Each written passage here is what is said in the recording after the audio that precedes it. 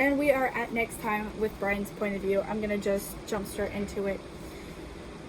Maybe I would tell Nicole I liked her today on the bus ride to school. Then if she didn't want to be friends anymore, she could just not let me sit with her on the way home. Actually, Bryan, your logic's pretty good. I gotta give you that. I put on the black dress pants and button up for school, rolling the sleeves the way Dad taught me how in order to look better. I put on the jacket and dress shoes, combing my hair and going downstairs for breakfast. Mom had set cereal and milk on the table, and Dad already got himself a bowl. Morning, kiddo. How'd you sleep? He asks. He had messy hair almost all the time. Very rarely did he keep it nice. Good. I'm excited to be able to see Nicole again without bothering Mom. We share a laugh, and Dad asks if I was ready for school, or excited for school in general. Not really, I admit. To be honest, Skylar had never stopped bullying Nicole and me, ever since the caterpillar incident. The caterpillar incident.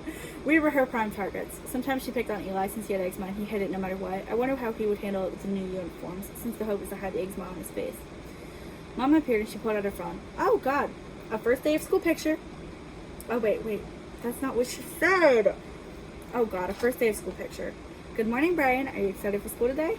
Yeah. I smiled for her, following her out to the porch and posing while she took a few pictures. I hate taking pictures, don't get me wrong. I am not ugly. I just don't like smiling for a minute while someone clicks a button. Then the picture's permanent. It will never be deleted or anything. I suck it up, though, for Mom and for my future wife. Nicole was the kind of person to take pictures, even though we didn't have fun. I just knew she would want to take pictures of our memories. Our wedding, our kids, holidays, you name it. I smiled to myself as I went back inside. I hoped one day she and I could get married, but I also knew I had to tell her I loved her first. I eventually went outside to wait for the bus. Nicole was currently reading Twilight, and I wondered if she had gotten any further since we had last talked about the books. I know yesterday she had her book out while we were in the pool, but she hadn't actually been reading it. And then Elle came over, so there's absolutely no silence to allow her to read then. I'd read a little over summer. I liked reading Stephen King, but that was about it. I wasn't a fan of James Patterson, though I tried to get into his books. They just weren't appealing. That's also me, guys. That's also me. I've got, I think, maybe 3 James Patterson books that I liked and kept. All of the other ones I just kind of like, ew, and gave back or donated to people. The bus was coming down the road and I hollered a goodbye to my parents. My lunch was in my backpack and I was heading down the driveway when the bus stopped. I climbed on, expecting to sit with Nicole and discuss how I feel, but I saw a girl, presumably Ellie, sitting there. I simply smiled, seeing Nicole's helpless expression. Ellie must have chosen to sit there and I felt bad for Nicole. I sat behind them and stared out the window, a little disappointed Ellie ruined things. It was an hour never kind of thing. No way I tell her on the way home. Well, I guess I could, but it wouldn't be the same. I wouldn't be able to watch her through the day and process how she'd been feeling. We get to school and Miss Ellis hands out a Gets an Eggy packet, along with our first assignment. It's the first day of school, seriously? I began working on mine and I saw Ellie turn to work with Nicole. Ellie didn't write anything down and eventually class ended. Nicole and I were separated for the next class. I sat bored out of my mind in science before we were dismissed for lunch. When I finally made it to the cafeteria, Ellie and Nicole were together. Nicole's book was open and Ellie was talking. Nicole was responding, but her answers were very short. I smirked, sitting down at a different table and opening my own book. I felt a little betrayed, but I don't think Nicole invited Ellie to sit with her. Why didn't you just go sit with her anyways? You could make Ellie move. After a while, I heard Ellie yell, because we don't want him here. I looked up to see Skylar and Nicole were standing over the two. I wondered if they even bothered to eat. They were always making their rounds bullying people. They rarely had time to eat. Copper could be cool if he didn't follow his sister while she made her rounds, and if he actually spoke more than to just Skyline. Eventually, Mr. Javins appeared behind them and he ordered the 3 to the office. I watched Nicole and she looked over at me.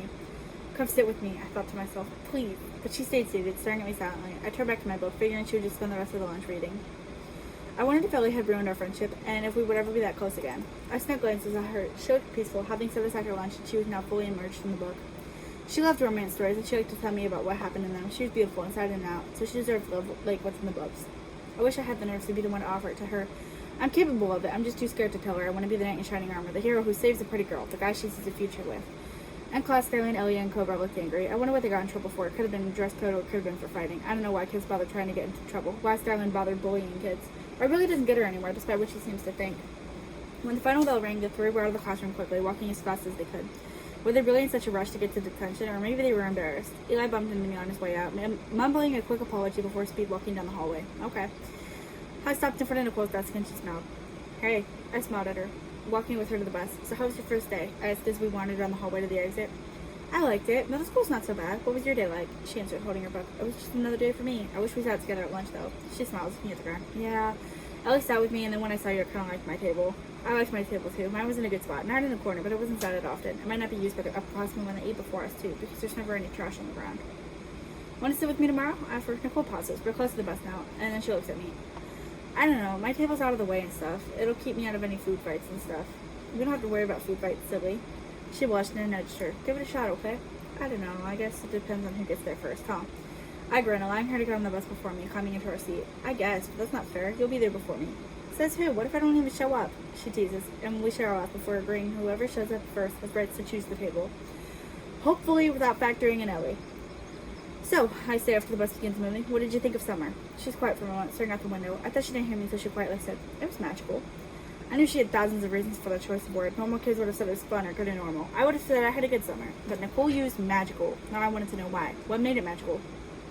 What's up with Ellie? I asked, and she laughs. I don't know. I didn't really want to be her friend. I was right. Something wrong with her. She's weird. I laughed too. I'm glad Nicole saw Ellie's weirdness. I don't even know if that's the right way to put it. Maybe he's right. She seems like a cool kid, though. Yeah.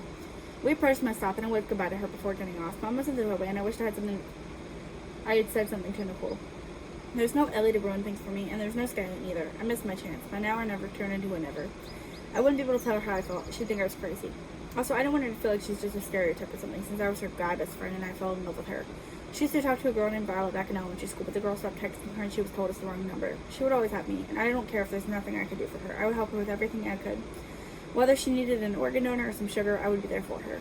When we got phones and cars, I would be a phone call away. If she ever needed me, I'd be there in 5. I wouldn't let her down, ever. It was my job. Bryan? Mom asks, smiling. Hello, Earth to Bryan. Sorry, I say, snapping back to the current times. I was so lost in thought, plenty of features that could change at any given moment. How's your first day? It was good, very good. I hang my backpack up, taking in my book and heading upstairs. Just call me when dinner's ready. Okay. Mom went into the kitchen and I sat on my bed. I stared at the floor for a while. I didn't really feel like reading my book, but I didn't want to just sit there and do nothing. Dad would be home from work soon and I could ask him what I should do about Nicole. I glanced over and saw my notebook sitting on my nightstand. I reached over and pulled it over to me, reading through it. I'd written letters to Nicole since kindergarten, and I used to date them too. I still do, but you can tell where my age range is through my handwriting and grammar. I scribbled down another note, wishing I could give some of these to her. I wouldn't give her the ones from kindergarten through 3rd grade. That's when my emotions were uncertain. But now that I'm older, I know what these feelings are. I closed the notebook and hear a car pull in the driveway. If you're interested in ever reading any of the notes, the letters is available on Inket as well, under my profile as well, which my profile is linked in the description, as is the book to the link to the book I'm reading right now. But if you want to read the actual handwritten letters that he made, it's in Inket as well, under the letters. I run upstairs and Dad comes in. He smiles at me, messing up my hair, and then he kisses Mom's cheek and sits at the table. What's up, kiddo? I have a question. How exactly do I ask a girl out? Mom practically squeals. Who is it? Do we know her? Miranda, honey, calm down. Dad chuckles. But seriously, who is it? An old friend, I admit. My face was probably red. I see. Dad nods, smirking. Well, if it's the girl I'm thinking it is, you should just tell her. I'm fairly certain she likes you too. Yeah, but how do I tell her? Just say it. I can't. I'm too scared. Love letter? I write like a girl. So? I'm sure she would appreciate a nice handwritten, heartfelt note, so then it came straight from you. No Google, no outside information, nothing. Just Bryan and how he feels. I sighed. That wasn't the answer I'd expected. I don't know what I expected, but I didn't think it'd be that. Fine. I go back upstairs, sitting on my bed and glaring at the notebook. It contained all of my feelings for her. What if I just gave it to her? But I couldn't. Not yet. Maybe I should fill it first. That'll take some time. I guess that's what I'll do. Fill it with love letters and give it to her when it's done. It'd be heartfelt and handwritten and straight from me and my feelings. Ryan comes home and we eat dinner, playing video games before heading to bed. I smile. Nicole would know I loved her one day. And the one day doesn't come soon enough. That's it. Next is Skyline. I hope to see you there.